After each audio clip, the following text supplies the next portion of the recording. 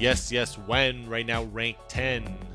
I posted the video. I told everyone the best Master League strategy, and I skyrocketed from 2787 rating to hitting rank 10, 3001, and that was only in 9 sets.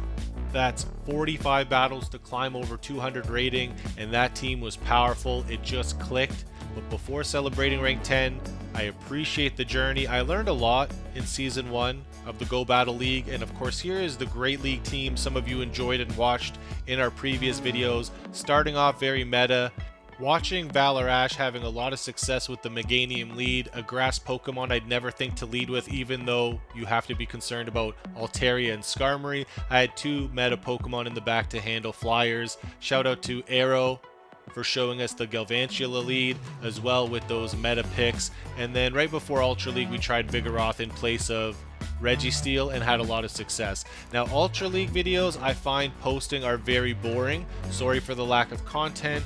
They're just long battles. And in preseason, I ran the same team all preseason. I felt I always had a chance to win. Registeel was great against Giratina, but I also saw Valor Ash go over 3600 rating in preseason with the Giratina lead.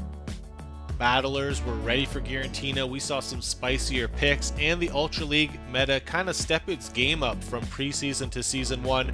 So there was a couple learning moments, right, fighting different Pokemon. I don't think I'm the best battler, somewhat of a student of the game, always learning. I had some success in preseason hitting 36-45 rating with Giratina, Kyogre, Dialga. Kyogre is a beast, and for some reason I just didn't use it in Season 1. I maxed out a Melmetal and Garchomp and really tested and tried to see the true potential of that team doing 100 battles in one day on Meryl Day, and just hovering in and out of 2500 rating. But that last video that I dropped labeling the best Master League strategy, it really was the best strategy for me personally. The Rocha Babyface 1 team, Giratina, Rhyperior, Dialga, and it worked perfectly. It just clicked, and you saw the success in last video where I went 17-3, and then I went 3-2, 2-3, 4-1, and then had these 2 final sets to hit rank 10. Oh man, Caleb Peng, shout out and respect to you, you spicy bad man. He's a bad man. He has a YouTube channel. He makes hits. Link to his YouTube channel is in the description. And here we go. This is why the strategy is so awesome. So many people use Dialga as a safe switch, and if you're quick enough, basically just being ready to switch in, you can invest 1 shield and completely farm down Dialga. I'm loaded with energy. He's going to bring in the Giratina, and you do have to be concerned with Kyogre, but this is the strategy. Rock Wrecker just does a lot of damage. He does not shield. I don't bother messing around. We're just going for another Rock Wrecker, and I need to save a shield. I can't shield and protect. Of course, it doesn't KO. It's close. And spicy people like Caleb always have tricks up their sleeve. I definitely was not expecting the Articuno. He's trying to make a YouTube video out of me, and I am just concerned, right? I don't want to bring in Giratina, and I know that he's gonna debuff my attack. So I take the Icy Wind. I'm gonna fire off Iron Head, which he's obviously gonna shield. It would be super effective, and I debate switching out, even though I know that the Icy Wind and the ice damage is going to be super effective against Giratina. I shield, I let him debuff my Dialga, and then I bring out Giratina, and I just want to do any damage I can. And again, we just don't have experience battling Articuno in the Master League. I definitely have used it for some spice, not in the Go Battle League, but in some early Master League practice. He absorbs and eats all that energy. Icy Wind is going to do super effective damage to Giratina. Doesn't KO. I'm very concerned about getting hit with another Icy Wind.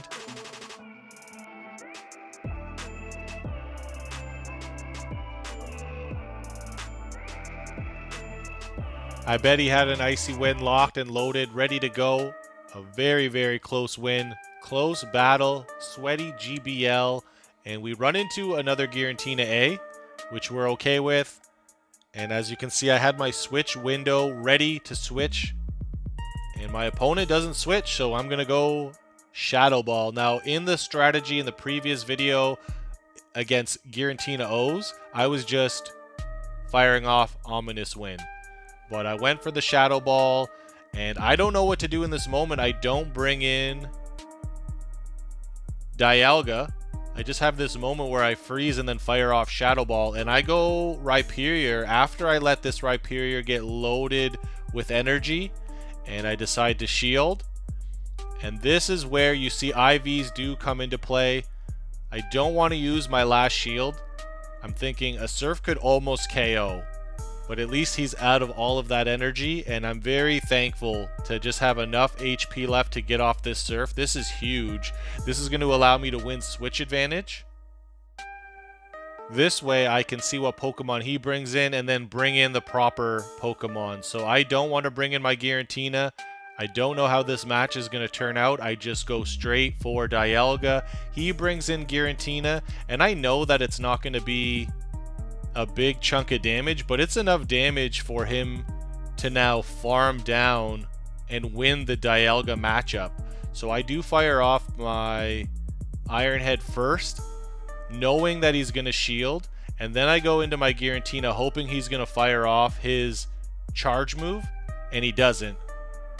He wisely does not use his energy on the Giratina, and that switcheroo almost cost me the game. I don't think that was actually beneficial. I thought it might be in the moment, and all that I care about is that I got to another Iron Head, and we're 2-0 in this set. On to game 3. Hey, what do you say? Don't you think it's a wonderful day for rank 10?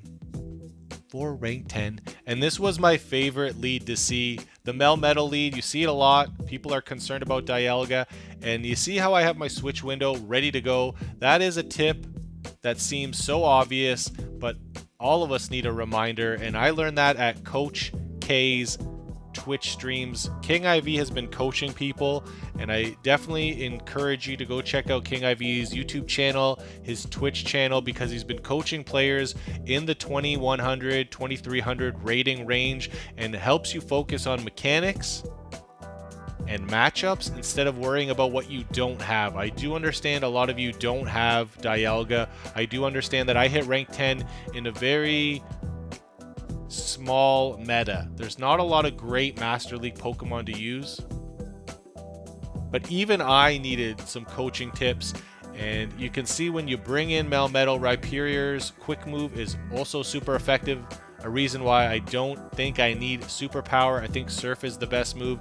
He brought in his Giratina to eat that Surf, and I don't shield. In comes a Shadow Ball, doing a huge chunk of damage to my Dialga. I decided it was pretty important that I needed that last shield, and I'm able to Iron Head Giratina. In comes Melmetal, and I'm okay with him using his energy against Dialga. This strategy actually helped me not care about Melmetals when I'm on my Dialga. I actually encourage them to use a Superpower first, and then I can use a Draco Meteor, just almost destroying a Melmetal. So I'm pretty happy that he used more energy there, and I'm going to go straight for the Ominous Wind because I don't want any extra damage. I want to just win, and we're off to a great start in this set, 3-0. 3-0, great start, but it's important not to get too hype off those wins because I won those leads. Here is a mirror matchup, and what Rocha Babyface 1 said in the mirror match blew my mind. He does not shield, he goes straight Ominous Wind. As you can see, I built up enough energy for a Shadow Ball and went Ominous Wind, and I get so many shields out of my opponents, and I feel so comfortable not shielding. Yes, a Shadow Ball is going to destroy my Giratina, but my secret sauce for this team is shield advantage, not switch advantage. And if I lose this matchup, I just bring in Dialga. So our opponent has used both shields. Now I just bring in Dialga to farm down or farm up enough energy for an Iron Head, and I feel this is a Shadow Ball and I use my first shield. Because my opponent is completely out of shields, I felt more comfortable using a shield in that scenario, and I did feel like he had a lot of energy. Now normally what I do is I don't fire Drake or Meteor first. Unless I'm going to do a substitution like that. And I'm pretty lucky that he didn't have a Kyogre in the back, because we're going to be able to do the same strategy. It's the same situation. Use one shield, completely farm down, and then I can Rock Wrecker or Surf this Melmetal. I'm going to go for the Surf in hopes that I can get 2 off. I don't, but I'm in a great situation because he has to use his energy to get rid of Rhyperior, and even if he had enough energy for another superpower, he wouldn't KO our Dialga. So we're 4-0 in this set, and it may look easy, but it's not. We've got people standing in our way, hitting rank 10. We lose the lead, and what I like to do in this situation is get 1 or 2 quick moves of damage on Dialga and then bring in my own Dialga, almost guaranteeing that he's going to switch out. I'm a cup half full kind of guy. Machamp, super effective against Dialga, but I'm actually very happy that his Machamp doesn't get a hold of my Rhyperior. And I'm able to make our opponent use a shield. He farms all the way down, very aggressive farm. I'm going to bring in Giratina after waiting the switch clock out a little bit. Rock Slide is going to do a decent amount of neutral damage, but I'm going to be able to farm down Machamp. And this matchup comes down to my opponent's last Pokemon. I'm going to switch out Giratina immediately, concerned about the Dragon Breath damage from Dialga. And in comes a Metagross, a Pokemon I once feared, but guess what? My quick move is super effective, Surf is neutral damage, and I have 2 shields. I never, ever thought that I would be promoting Rhyperior for the Master League, a Pokemon that I used to laugh at in preseason. Now that was because I had Kyogre on my team to back me up. Rhyperior did not have Rock Wrecker, but with so much Dialga, Melmetal, a little bit of Metagross, Rhyperior has been an awesome Pokemon. And yes, this ominous win helps me seal the deal in a very close battle to go 5-0 at 2 in the morning with the hype of Go Battle League. Everyone and their best friend is giving out team advice, and so many factors come into play. Do you understand your team comp? What rating are you? Who is giving you the advice? And have you practiced, and do you have a... I jump from 29.45 to 29.91. I rest my sweet little eyes and get some sleep, and then I get prepared for the final set. And I have had a lot of fortunate leads, and as you can see, I'm ready to switch out. My opponent just is not switching. I'm concerned about throwing a Shadow Ball and wasting the energy. My opponent throws the Rock Slide and just still isn't switching out, so I throw a Shadow Ball to see if I'll get a shield or not. My opponent gets Shadow Ball, uses the energy for Rock Slide, and I'm not going to shield this. And I'm just going to be prepared to switch. There it is.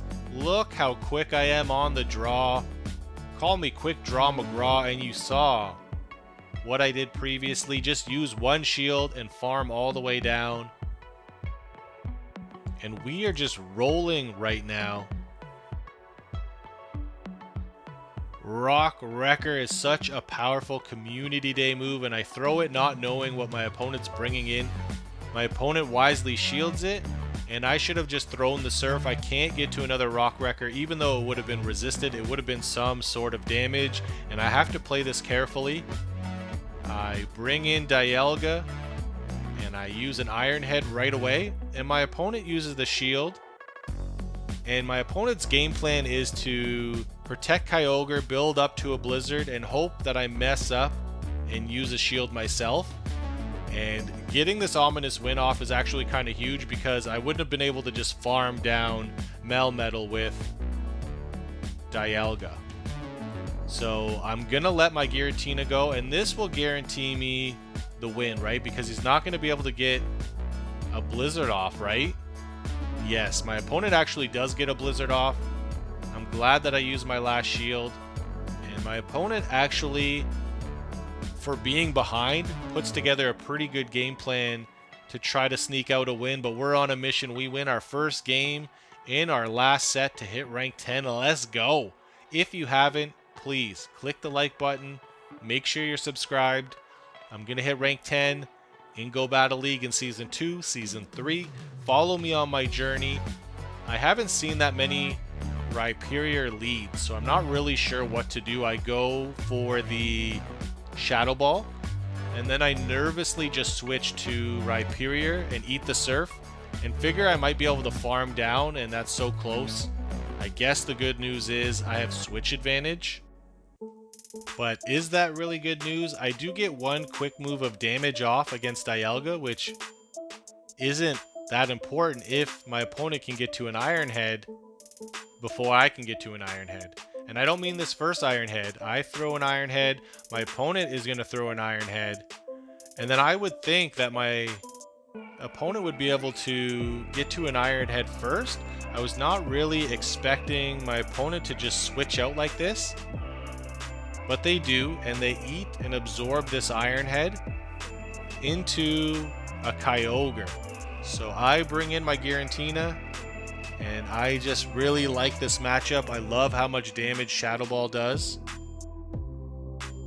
Our opponent tries to add some confusion to the battle, and I think our opponent also knew that our Giratina was just going to have such a powerful matchup against Kyogre that it was over. I'm able to just shield, protect, and farm down. We're on a 7-game win streak, and Gary Oak, a good friend of mine, we've practiced for Silph Cups. I have a tremendous amount of respect for Gary Oak. He always tries to battle the best.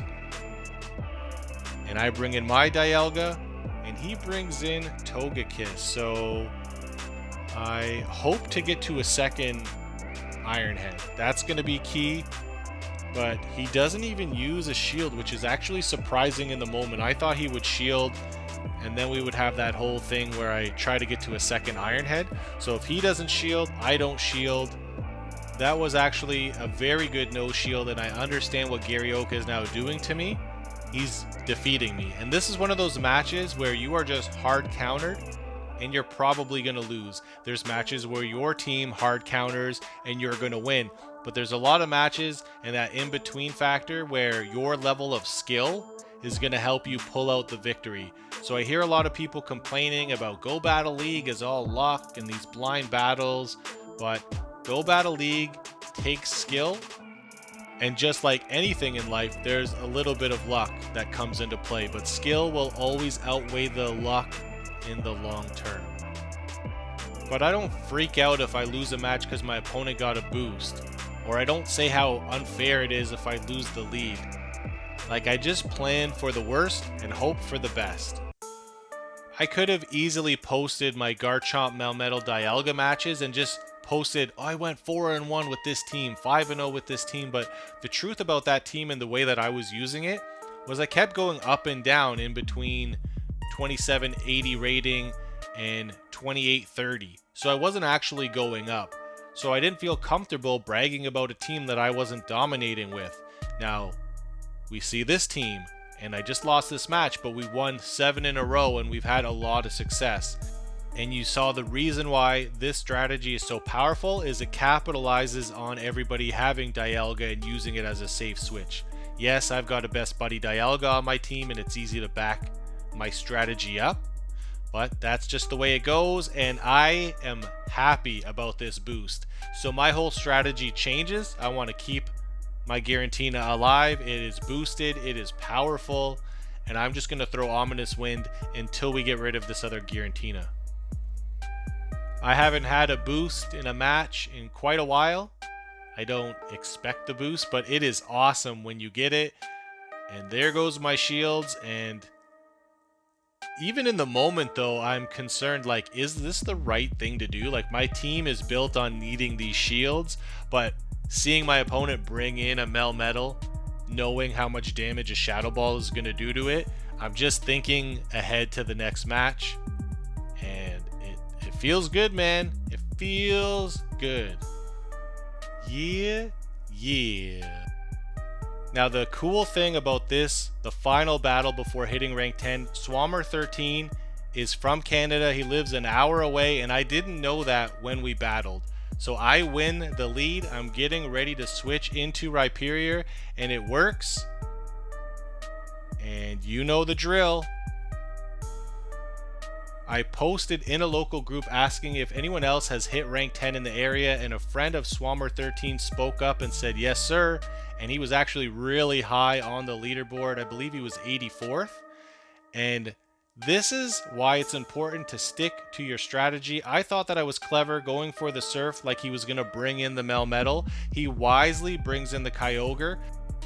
I don't get off a second charge move. Not that Surf would have done a lot of damage, but that was a great job bringing in the Kyogre. A huge mistake on my part, but this match is not over. I'm able to get to another Iron Head, and this won't KO the Kyogre, but he does not shield. He hangs on to his last shield, which is actually pretty smart. I get concerned that it's a Blizzard. It's only a Surf, so another mistake on my end. And in comes Melmetal. And I said before how I really like when they throw superpower first, but usually it's in a situation where I have enough energy to get off, you know, a charge move to do extra damage because the defense has been lowered on the Melmetal. But that doesn't matter. We're still in this game. All of those mistakes, and we're still in it. I go for the Ominous Wind. He does use a shield, and I figure he's not going to shield the next one. And that was a mistake. I go for the home run, the Shadow Ball. He wisely uses a shield, and in comes a Rock Slide. And after those mistakes, I'm just not going to be able to get it done. This Surf will not KO. I farm down, and I'm going to be able to get to an Ominous Wind, but I don't think the Ominous Wind will KO the Melmetal. I feel that I have to go for the Shadow Ball, and he just has enough energy. Well played on his part. Feels bad knowing he's a fellow Canadian and I lost after winning such a dominant lead, but kudos to him, and we go 3-2 and we just barely get to rank 10. Myself and my local community, we've accomplished a lot early on in game before PvP came out, and I do realize it's just a game, but it is so much more than just a game. Hitting rank 10 in season 1 was very important to me. I'm very thankful that I was able to do it. I really appreciate all of the support. Thank you for spending 20+ minutes with Jimma. It really does mean a lot. If you want to help and support Jimma, the link to my Patreon is in the description. Big shout out to all my Patreons. You guys mean the world to me. I really appreciate the support, the battles, and just the general conversation. I appreciate you, the viewer. Good luck to you in your future battles, and I hope the content is helpful or at least entertaining. Cheer, cheer. Take care, everyone.